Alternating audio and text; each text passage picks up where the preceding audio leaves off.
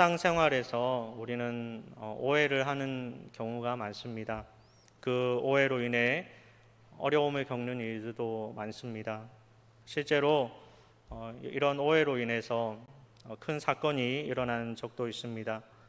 승객들로 가득 찬 버스 안에 큰 목소리로 욕설과 또 폭력을 휘둘렀던 흑인 남성의 이야기입니다. 그때 영상이 인터넷에 공개를 되었었는데 영상의 내용을 보면 파란색 상의의 모자를 쓴 거구 외국인이 한 남성에게 큰 소리를 치며 또 화를 내고 위협을 가하다가 끝내는 폭행하는 그런 영상입니다. 근데 그 사건의 자세한 내용을 들어보니까 외국어 강사로 한국에서 생활했던 이 흑인 남성이 일행과 함께 그 여성과 함께 버스를 타고 그 안에서 서로 시끄럽게 대화를 하고 있었습니다. 그때 한국인 남성이 50대 후반의 남성이 흑인 남성에게 조용히 해달라라고 이야기를 했는데 그것이 시비가 되어서 언쟁이 일어났고 또 한국 남성이 그 언쟁 중에 외국인에게 네가 여기 앉아라고 이야기를 했다고 합니다. 그리고 그 외국인 남성이 흑인이 네가 여기 앉아라는 그 말 때문에 더 화가 나서 결국은 욕설을 하고 그 남성을 폭행하기 시작했다라는 것입니다. 여러분, 왜 이 남성이 네가 여기 앉아라는 말에 이 흑인 남성이 화를 내는 것일까요? 그 내용은 이렇습니다. 네가라는 말을 영어로 니거로 잘못 이해를 한 것이죠. 껌둥이라는 말이죠. 영어로 니거라는 말은 껌둥이라는 말인데 흑인 남성에게 니거라고 해석을 했던 거예요.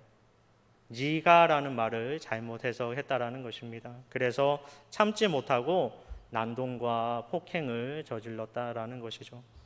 또 어느 초등학교 1학년 교실에 있었던 일인데 선생님이 간단한 문제를 냈습니다. 그리고 아이들에게 맞춰라라고 이야기를 했는데 그 문제의 내용은 책을 읽고 있는 남자와 장작을 패는 남자 중 두 사람 중에 일하고 있는 사람을 골라서 동그라미 표를 하시오라는 질문이었습니다. 문제였습니다. 당연히 아이들은 너무나 쉬웠습니다. 장작을 패고 있던 그 사람에게 동그라미를 했습니다. 그런데 이상하게도 한 아이만 책을 읽는 그 그림에 동그라미를 한 것입니다. 선생님이 그 아이를 불러놓고 이것이 아니라 장작을 패고 있는 사람이 일하고 있는 것이다 라고 말을 해주었습니다. 다음 날 학교 교장 선생님이 이 담임 선생님을 불러서 당신의 정답은 잘못되었습니다 라고 이야기를 하는 것입니다. 내용을 들어보니까 책을 읽고 있는 사람과 장작을 패는 사람, 당연히 장작을 패는 사람이 일을 하고 있는 것 같이 보이지만 이 아이의 환경이 그러하지 않았다라는 것이죠. 알고 보니까 이 아이의 아버지의 직업은 대학교 교수입니다. 그리고 이 아이의 아버지는 여가 시간이 되면 집안에 있는 벽난로용 장작을 위해서 장작을 패는 일을 했다라고 하는 것이죠. 모두가 상대방을 잘 몰라서 오해가 있었고 그 오해는 모두가 잘못된 이해로부터 시작되었다라는 것입니다. 사람들은 종종 이런 실수를 많이 합니다. 저와 여러분도 겉으로 말로써 이런 실수를 할 때도 있고 또 마음으로 그런 오해의 실수를 할 때가 있는데 그 실수를 할 때마다 다툼이 일어나고 또 관계가 좋아지지 않습니다. 그리고 이 일로 인해서 낙심하고 힘들어지는 경우도 있는데 오늘 말씀 욥기서의 말씀을 보면 그렇게 단단히 오해를 했던 한 인물이 소개되어지고 있습니다. 바로 우리가 잘 아는 욥기서의 바로 욥인데 이 욥은 자신을 찾아온 친구들과 대화 중에 자신의 신세를 한탄하면서 하나님께 불평을 합니다.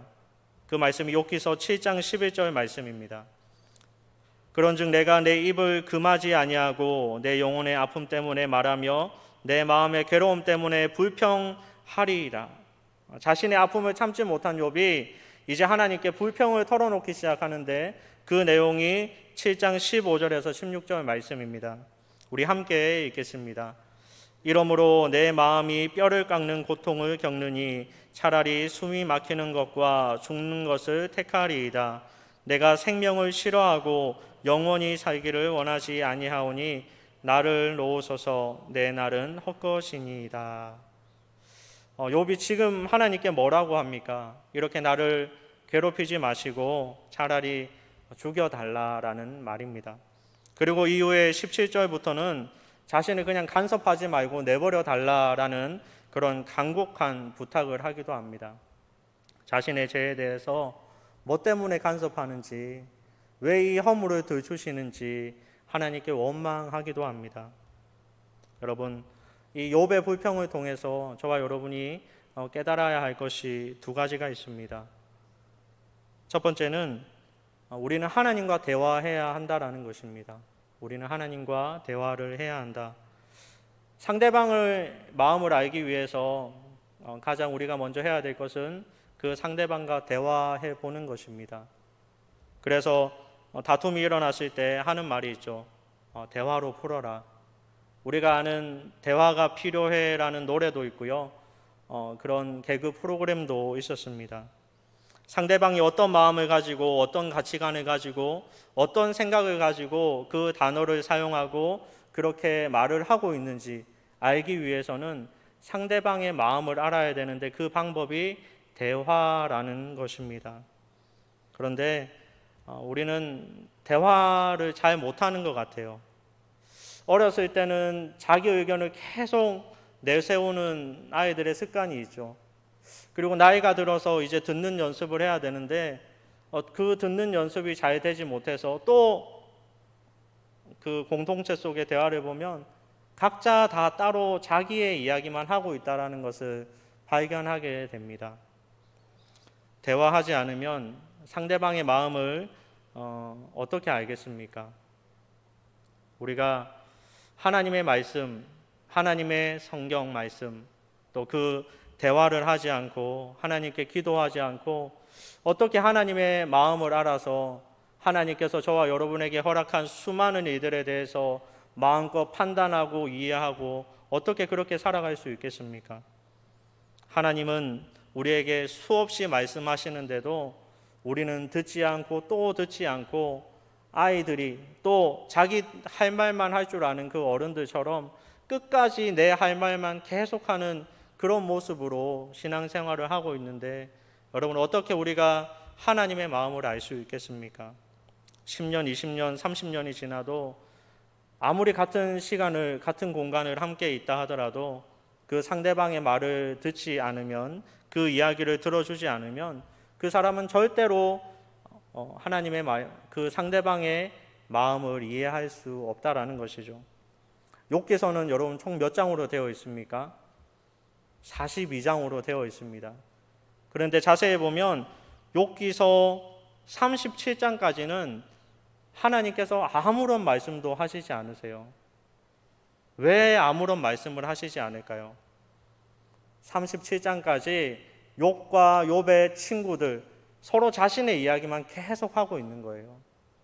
하나님의 음성을 들으려고 하지 않고 자신들의 신세 한탄만 하고 자신들의 판단만 내어놓고 있습니다.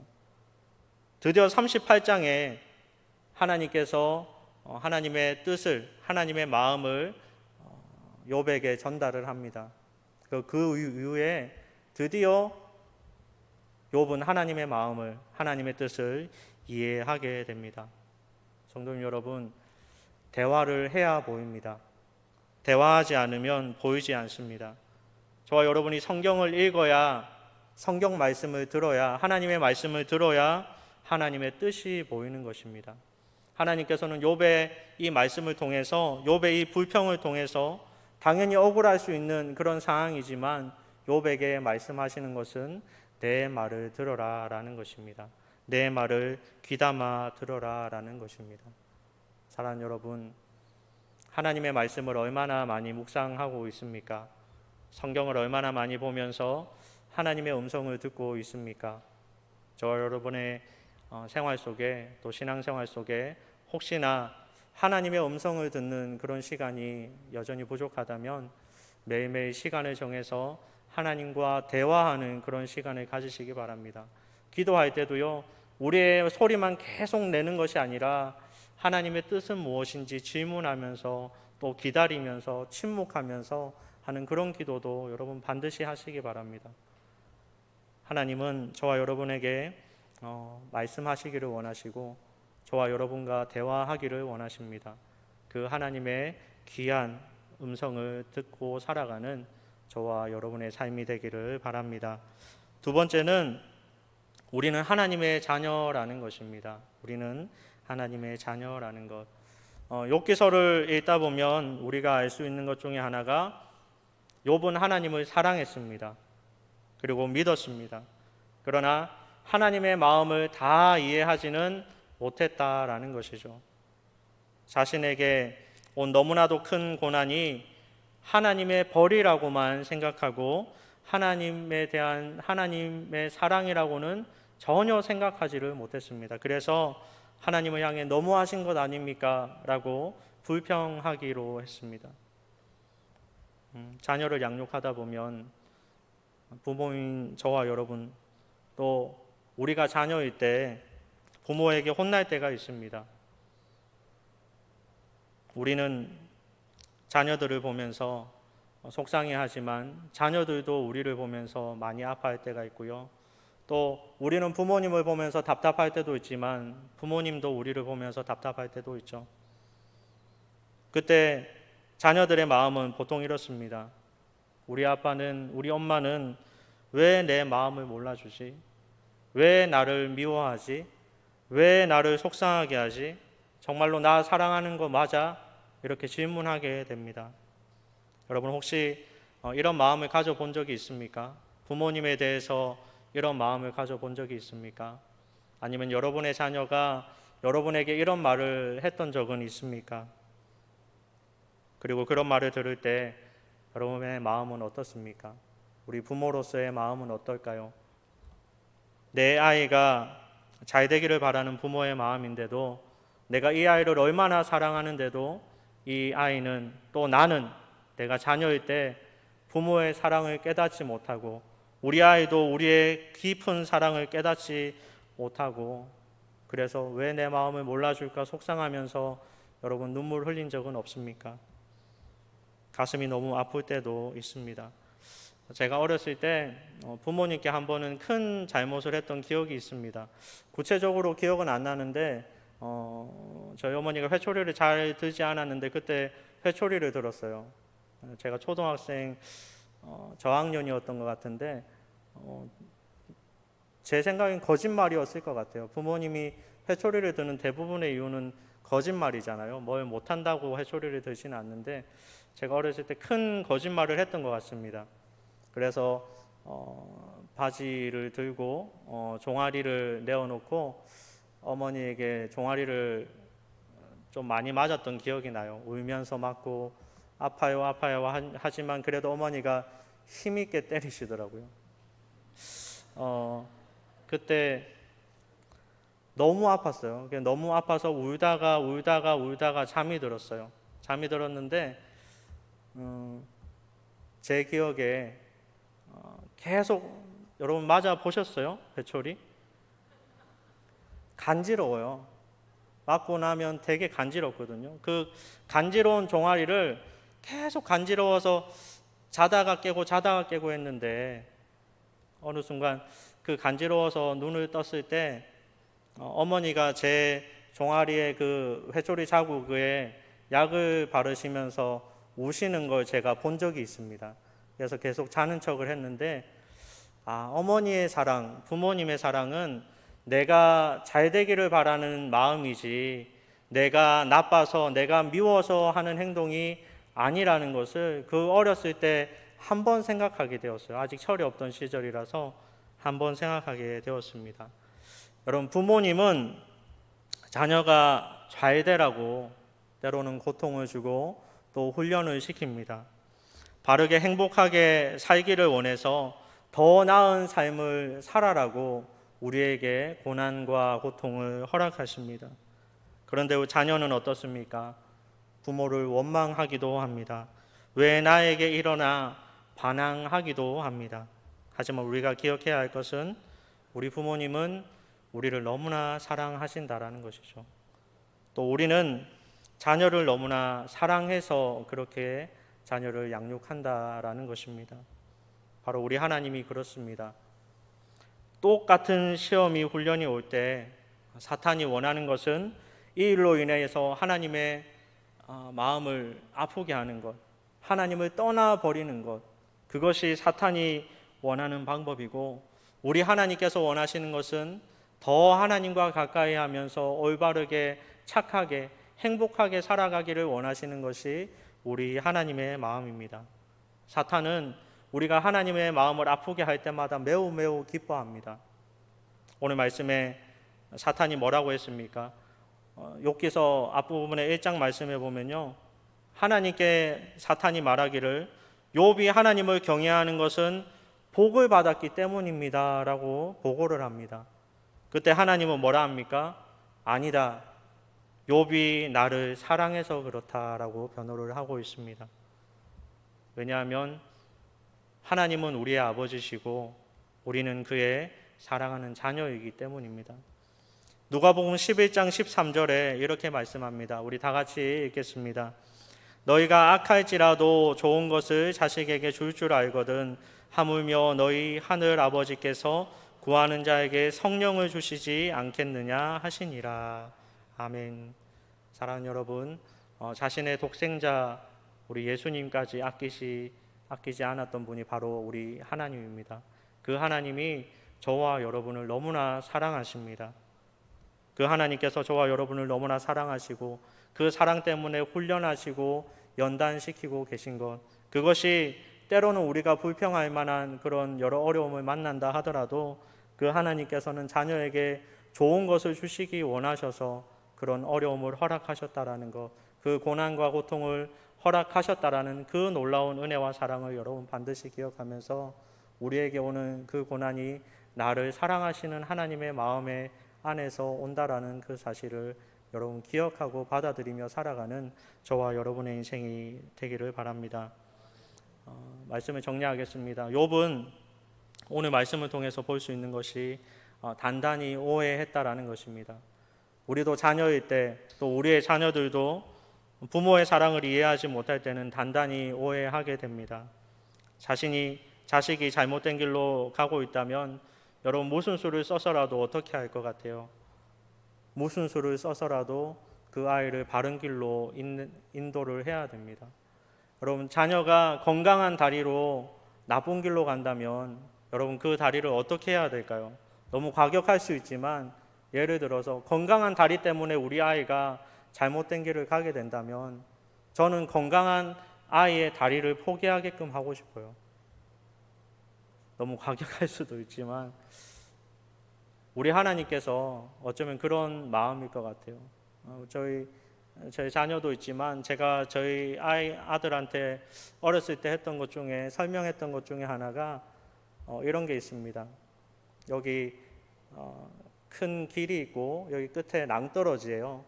낭떠러지가 있는데 이렇게 계속 아이가 가고 있어요. 뭣도 모르고 델레텔레 계속 가고 있습니다. 끝을 향해서 가고 있을 때 여러분 부모로서 어떻게 하겠어요? 가지마 이러겠죠. 예, 가지마 이러겠어요, 여러분? 아니잖아요. 힘을 다해서 가지마 이러겠죠. 그런데 아이가 끝까지 간다면 여러분 어떻게 하겠어요? 뛰어가서 손을 잡고 발을 잡고 말리겠죠. 그런데도 끝까지 가면 여러분 어떻게 하시겠어요? 저는 그 다리를 쳐버릴 거예요. 우리 아이가 더 가면 낭떠러지로 떨어진다라는 것을 알기 때문에 저는 다리를 아마 쳐버릴 것 같아요. 여러분, 하나님의 마음은 어떨까요? 어미 독수리가 어린 독수리를 높은 곳에서 떨어뜨리는 것은 어린 독수리가 귀찮고 키우기 싫어서 버리는 것이 아니라 어린 독수리가 이 험난한 세상을 자신의 힘으로 잘 살아갈 수 있도록 행복하게 살 수 있도록 하기 위한 훈련이며 어미 독수리의 사랑입니다. 이런 훈련과 고난이 없다면 어린 독수리는 세상에 날개 한번 제대로 펴보지 못하고 험난한 세상 속에서 굶어서 죽든지 아니면 잡혀서 안타까운 죽음을 맞이하게 된다라는 그 사실을 알기 때문에 어미 독수리는 우리 새끼 독수리가 혹시나 위험할 수도 있고 겁에 먹어 떨 수도 있지만 그 새끼 독수리를 끝까지 낭떠러지에 떨어뜨리고 마지막 떨어지기 일보 직전에 새끼 독수리를 다시 안아서 위로 올린다라는 거예요. 그 훈련을 계속합니다. 왜냐하면 그렇게 하지 않으면 이 아이가 살지 못하기 때문입니다. 하나님께서는 우리가 살아가는 이 세상 속에서 어쩌면 어미 독수리처럼 저와 여러분에게 수많은 고난을 허락하시고 어쩌면 이해 안 되는, 저희 인간적인 마음으로는 이해가 안 되는 그런 고난도 허락하실 때가 있을 것입니다. 그런데 여러분 반드시 기억해야 될 것은 우리가 그 훈련을 이겨내지 못하면 이 험난한 세상 속에서 우리가 행복하게 잘 살지 못한다라는 것입니다. 하나님의 마음을 알면 우리는 행복해집니다. 하나님의 마음을 알면 어떤 일을 만날 때마다 하나님의 뜻을 발견하게 되고 오히려 그것을 통하여서 하나님께 감사하는 마음을 가지게 됩니다. 사랑하는 여러분, 하나님과 많은 대화도 나누시고 또 하나님께서 우리 아버지라는 것, 우리가 그의 자녀라는 그 사실을 여러분은 항상 기억하면서 그 놀라운 은혜를 빼앗기지 않고 하나님의 자녀로 고난 중에 훈련 중에 오히려 참 행복과 감사를 누리며 살아가는 저와 여러분의 인생이 되기를 주님의 이름으로 간절히 소원합니다.